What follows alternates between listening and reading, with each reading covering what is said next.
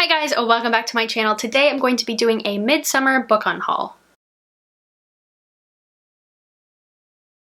I want to try and start combining my wrap-ups, my hauls, and my unhauls. I just have to make sure I don't buy too many books in a month to make that video really long. But to counteract that, I have been getting rid of books. There is nothing I enjoy more. Okay, no.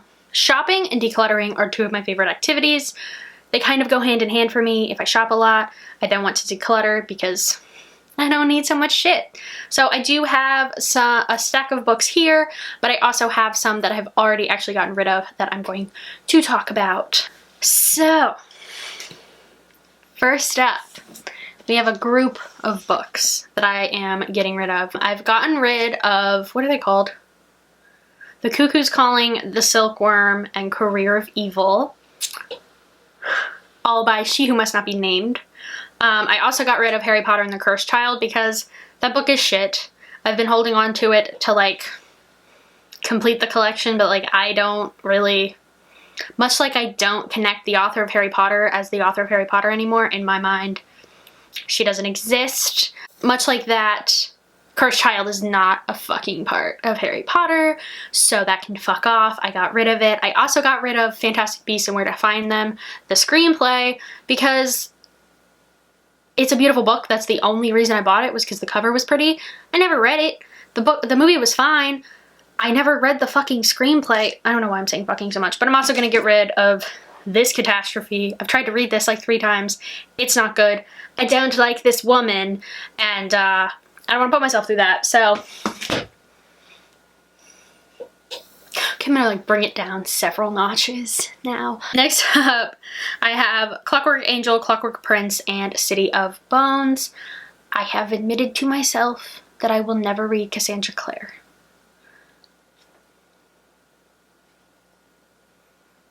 I am just accepting that that's not happening, and I'm moving on. So I got rid of those books. I feel good about my decision. I think. Next up, we have my Twilight copies. So this is New Moon. It's a paperback. This is the Life and Death version of Twilight.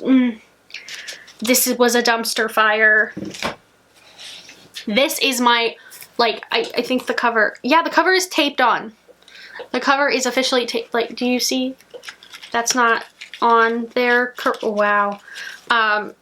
This has seen some shit. This started happening as soon as the first time I read the book. Like, I remember the glue was coming undone and I was like, okay. So yeah, that was bound to happen eventually. Oh my God, it's like scotch taped on. I tried to save this book. It just, God knows where his dust jacket is. And then Eclipse, which doesn't actually look that bad except for the fact that it's naked.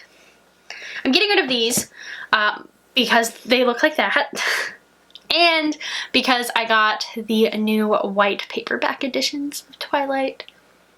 And I love them so much. And I didn't need those unmatching, horrible looking books for the nostalgia purposes of those are the ones you read.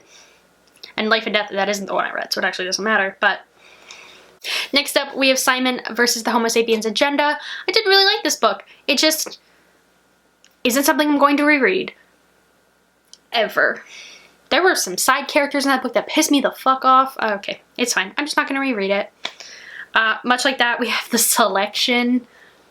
Ooh, that, weirdly enough, I gave it 2 stars, but I've thought about it like quite a bit since I read it, so I don't really know what that's about. There's a part of me that's like, read the second one, and I'm like, fuck no, but I did get rid of it. Fragments of the Lost by Megan Miranda. I read this for the Literally Dead book club in April? May? I don't remember. 3 stars. It was a very average YA thriller. Not my fave. Next up, I got rid of Invisible Man by Ralph Ellison. This is one of those books that I probably would have liked a lot if I didn't initially have to read it for school. It's one of the only books I've ever DNF'd, and mostly because it can go 2 ways when I read a book for school. I can either love it more because we're talking about it in class, or I just hate it. And that is what happened with a lot of the books I read in high school. So there's that. It's a fine book. I just can't make myself pick it up again because I get like weird flashbacks to senior year that I don't want to have. So, of being in the emergency room when reading that book for school so that I could stay up and write a paper about it. I don't know what my aversion to that book is, but it might have something to do with that. Take that as you will. I had to let it go. Next up, Queen of the Tearling by Erica Johansson. I'm never gonna read this book. I am pretty sure I don't like adult fantasy very much. Not like to the point where I got rid of all of it, but this doesn't call to me anymore. It's fucking beautiful. Yes. I'm not gonna read it. And I had to have a long talk with myself about the fact that I'm not going to read this book. The next one I passed on was super hard for me, and that was Long Way Down by Jason Reynolds. I read this for grad school this past semester, and absolutely loved it. I've since bought more Jason Reynolds because his writing is so amazing, but I just decided to pass this on to my teens at my library, so it's in the pile of books to give away to them. Yeah, I do that a lot as far as passing YA books on. I very rarely will reread a YA book nowadays. I figured it would make more sense to pass that on to some teenagers that can benefit from it. Holding Up the Universe by Jennifer Niven. This is a signed copy. This has apparently problematic representation of fatness, which I'm good. I don't really... Jennifer Niven also wrote All the Right Places. I read that earlier this year. It was fine, but I have no desire to read this. Fangirl by Rainbow Rowell. I gave it 5 stars when I read it. I have since brought that back to a 4-star because I'm like, girl, what were you on at 2 a.m. when you finished this book? It's not a 5-star. It's a 4-star for me. I am never going to reread this. Like most other YA, even though I enjoyed it, it's not gonna happen. Next up we have Will Grayson by John Green.